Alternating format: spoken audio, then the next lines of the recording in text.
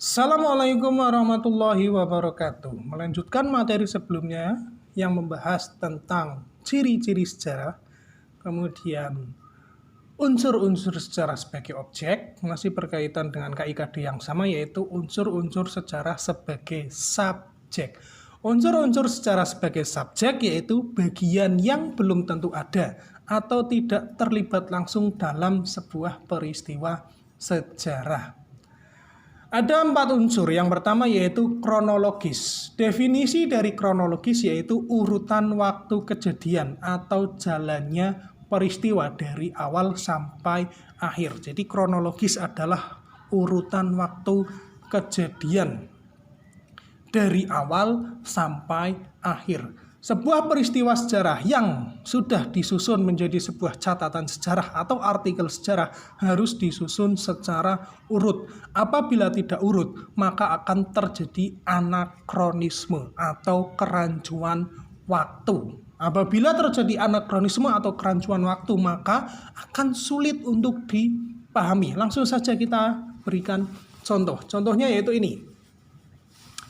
Peristiwa Rengas Dengklok, itu ada urutannya, yaitu nomor 1, 2, dan 3. Ini sudah disusun secara kronologis, disusun secara urut. Dimulai dari golongan muda gagal meyakinkan golongan tua. Kemudian yang kedua yaitu golongan muda menculik 2 tokoh, yaitu Soekarno dan Hatta. Kemudian urutan yang ketiga yaitu penculikan dipimpin oleh Singgi, oleh seorang perwira peta di Jakarta. Ini adalah urutan dari peristiwa Rengas Dengklok. Kalau disusun secara tidak urut, ya kan, misalnya yang tadinya nomor 1, 2, 3 dioslah itu diacak. Urutannya jadi nomor 2, 1, dan 3. Ini kalau dibaca, silahkan kalian baca, ini akan kesulitan untuk dipahami. Inilah yang disebut dengan anakronisme atau kerancuan waktu. Itu adalah definisi dari kronologi beserta contohnya. Kemudian unsur sejarah sebagai subjek yang kedua yaitu periodisasi. Periodisasi berarti pembabakan waktu atau pengelompokan waktu. Pembabakan waktu atau pengelompokan waktu dibuat apabila kronologi dianggap terlalu banyak dan luas. Kronologi dibuat oleh para sejarawan bertujuan untuk mempermudah dalam mempelajari sejarah. Tadi ada kronologi peristiwa Rengas Dengklok. Namun apabila kronologinya sangat banyak, bahkan bisa sampai berpuluh-puluh tahun atau ratusan tahun, maka untuk mempermudah mempelajarinya dikelompokkan sesuai waktunya. Itulah yang disebut dengan periodisasi. Saya berikan contoh, yaitu contoh periodisasi yaitu zaman Hindu-Buddha, zaman penjajahan, masa Orde Baru. Ketiga hal di atas adalah contoh periodisasi. Misalnya pada zaman penjajahan, di zaman tersebut terdapat banyak peristiwa, dimulai dari masuknya penjajah, proses penjajahan, dan berakhirnya penjajahan, terdapat banyak kronologi. Maka untuk mempermudah dalam mempelajarinya, dibuatlah pengelompokan waktu atau pembabakan waktu sejarah.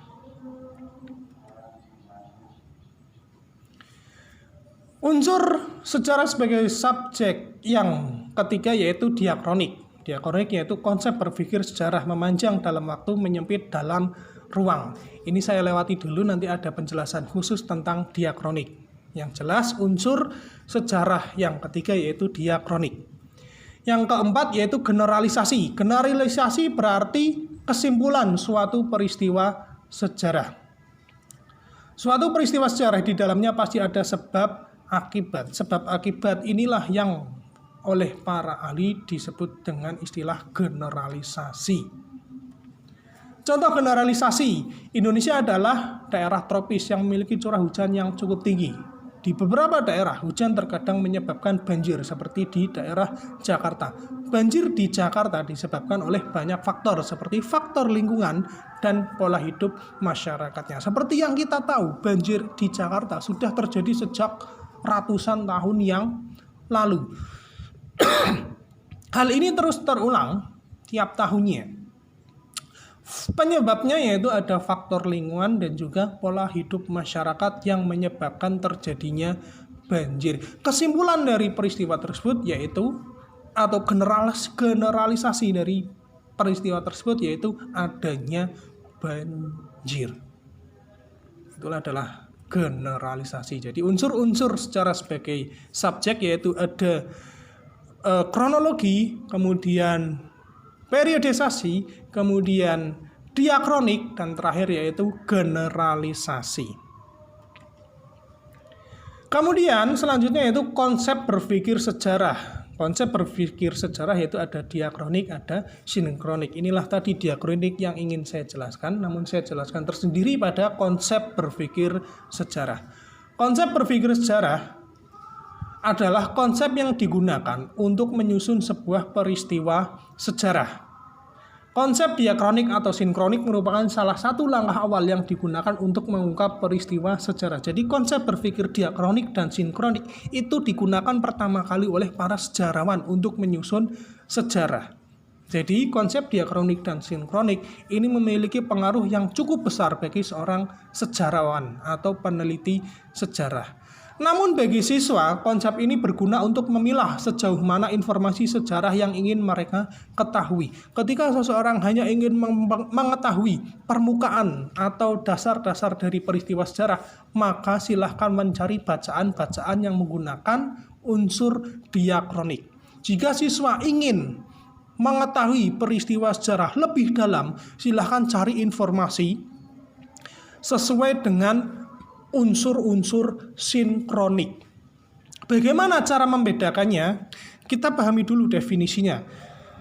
Diakronik adalah konsep berpikir memanjang dalam waktu, menyempit dalam ruang. Sedangkan sinkronik adalah konsep berpikir memendek dalam waktu, meluas dalam ruang.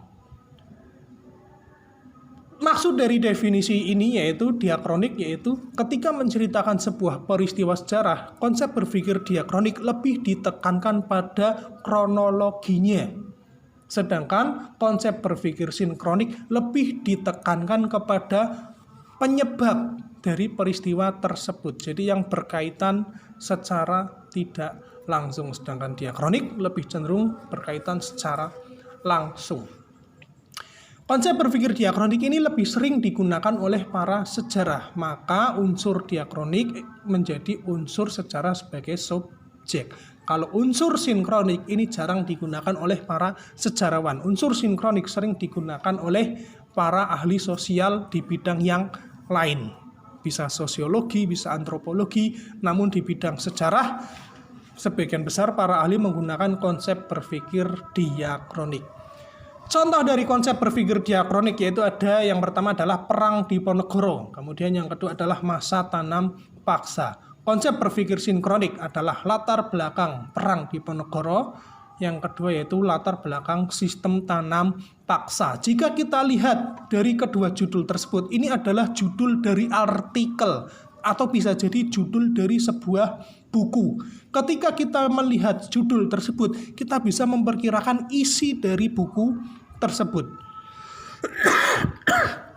Contohnya Perang Diponegoro dan latar belakang Perang Diponegoro. Jika dilihat sekilas, Perang Diponegoro dia menceritakan lebih ke runtutan kejadian dari awal Perang Diponegoro sampai berakhirnya Perang Diponegoro. Sedangkan yang sinkronik, latar belakang Perang Diponegoro, latar belakang Perang Diponegoro, jadi bisa kita perkirakan bahwa isi dari buku tersebut tidak menceritakan tentang Perang Diponegoro, lebih ke penyebab dari terjadinya Perang Diponegoro.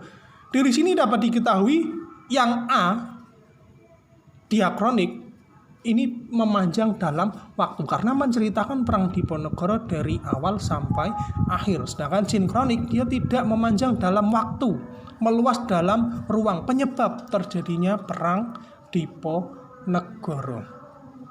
Jika kalian masih bingung tentang diakronik dan sinkronik, setidaknya minimal dihafalkan sajalah dulu definisi dari diakronik dan definisi dari sinkronik. Membedakan dari diakronik dan sinkronik silahkan dilihat pada angka tahunnya. Biasanya sinkronik di bagian belakangnya itu tidak tertera angka tahun.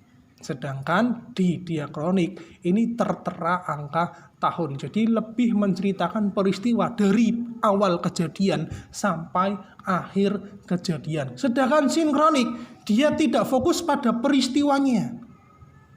Dia fokus pada penyebab terjadinya peristiwa tersebut. Ini adalah contoh yang mudah dari diakronik dan sinkronik. Kalau kalian masih bingung, minimal dihafalkan dulu saja definisi dan contohnya.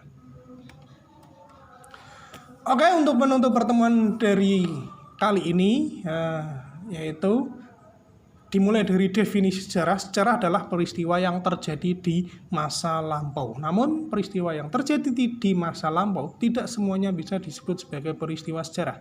Ada ciri-ciri yang menjadi sebuah peristiwa sejarah, yaitu ada unik, kekal, dan penting. Kemudian unsur-unsur sejarah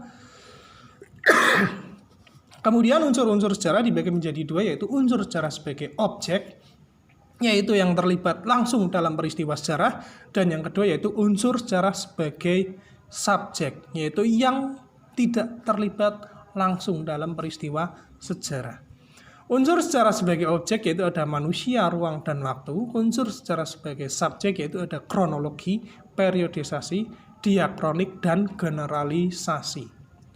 Kemudian selanjutnya itu konsep berpikir diakronik dan sinkronik. Konsep berpikir diakronik lebih sering digunakan oleh para ahli sejarah, sedangkan konsep berpikir sinkronik jarang digunakan oleh para ahli sejarah.